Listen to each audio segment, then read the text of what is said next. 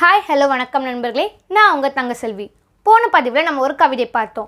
அதுக்கு கமெண்ட் பண்ண நேயர்கள் அனைவருக்கும் என்னுடைய நன்றி. இந்த பதிவில் நம்ம ஒரு கவிதை பார்ப்போம்.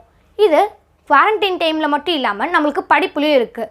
தமிழக அரசு உருவாக்கியிருக்க புது பாடத்திட்டத்தில் இது எண்ணங்களை எழுத்தாக்குகன்னு சொல்லி நம்மளுக்கு இடம்பெற்றிருக்கு. ஒரு பிக்சர் கொடுத்து அதுக்கு கவிதையோ இல்லை உரைநடையோ எழுத வேண்டியது இருக்குது.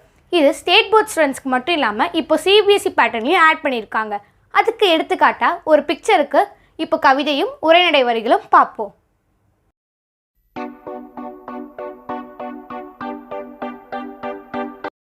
உன்னை ரசித்தேன், சிறு துளி ருசித்தேன், என்னை இழந்தேன், எல்லாம் மறந்தேன், உன்னால் எழுந்தேன், உள்ளம் மகிழ்ந்தேன், உன்னை நினைத்தேன், உன்னுயிர் அடைந்தேன், என்னுள் உன்னை கலந்தேன். இப்பொழுது உரைநடை வரிகளை காண்போம். இயற்கை அவசரப்படுவதில்லை, இருந்தாலும் தன் பணிகளை நிறைவேற்றுகிறது. இறுகி இருக்கும் மொட்டின் மெல்லிய இதழ்களை கதிரவனும் மலையும் எவ்வாறு விரிய வைக்கின்றனவோ அவ்வாறுதான் வண்ணத்து பூச்சியும். தனிமையும் அமைதியும் நிறைந்திருக்கும் இச்சூழலில் மகிழ்ச்சியாக உலா வரும் வண்ணத்து பூச்சி ஓர் அழகை பாதுகாக்க முயற்சி செய்கிறது. இச்சிறு பூச்சியின் முயற்சி இவ்வுலகை இயற்கையாக மாற்றும் பொழுது நம்மால் ஏன் முடியாது?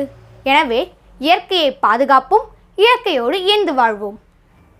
இதே மாதிரி கவிதையாவோ இல்லை உரைநடை வரிகளாவோ எழுதலாம். இந்த பிக்சருக்கு உங்களுக்கு தோன்றும் கருத்தை கவிதையாவோ இல்லை உரைநடை வரிகளாவோ கமெண்ட்டில் போஸ்ட் பண்ணுங்கள். நன்றி.